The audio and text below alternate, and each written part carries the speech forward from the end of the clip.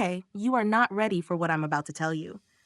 Something massive just happened in South America, and no, it's not a football match, it's not a political headline, it's music. And more specifically, it's Jimin. Yes, that Jimin. From BTS. But this isn't just another K-pop success story. This is something bigger. Because right now, an entire continent is falling in love with one song. From Jimin's second solo album, Muse has done what no other Asian artist has ever done before. It just hit #1 on Spotify's Chile Weekly Top Songs chart. Read that again. In Chile. And here's the kicker. It happened 41 weeks after the song came out. 41. That's nearly a year later and it's still rising. Usually, songs debut high and slowly fade. Not this one. Who is climbing like it just dropped yesterday. And people aren't just streaming it, they're living it. But it doesn't stop with Chile. In Paraguay, Who has gone #1 on the daily chart 70 times. On the weekly chart, 9 times at the top.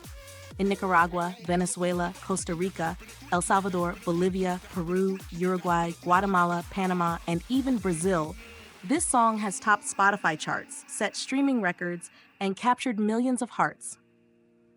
And get this, in Paraguay, Who made music history by becoming the first K-pop song to simultaneously top Spotify, Apple Music, and Deezer.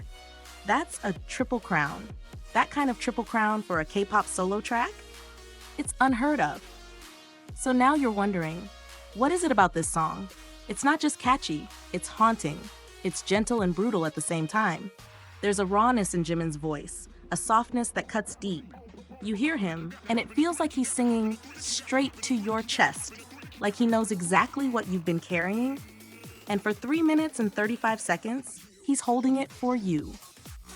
This song isn't just being heard, it's being felt across borders, across languages, across time zones. People are finding themselves in it. It's heartbreak, it's healing, it's reflection, it's human. And maybe that's why South America is leading the charge. Because they get it.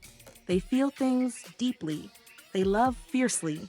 And when something speaks to their soul, they don't let go. Jimin didn't just break records. He broke barriers. He reminded people that music is universal and that feeling understood is the real currency of connection. And right now, that connection is lighting up an entire continent. So now the question is Jimin's Who the emotional anthem of 2025? Because South America seems to think so. And honestly, I'm starting to believe it too. Let's talk. What does Who mean to you? What lyric? What moment? What emotion? What part made you stop and say, this is mine now? Drop your thoughts in the comments. Let this be a space of feeling, not just streaming. And if this story moved you even half as much as it moved me, hit that like, share it, and maybe send the song to someone who really needs it today.